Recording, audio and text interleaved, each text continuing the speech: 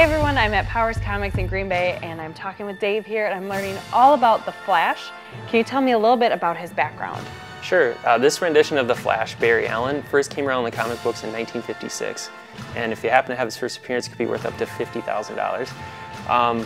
But as his name says, he's a very fast character. He actually got his powers in a lab. He's a forensic scientist. He became one because his mother was killed, so he wanted to go after criminals. While he was in his lab one day, lightning struck, and that's where he developed the powers of the Flash. And we know that he can run really fast, but are there any other superpowers that he has? Sure. The DC Universe has what's called the Speed Force, which is what the Flash runs through to get that fast. And if he does it quickly enough, he can actually time travel.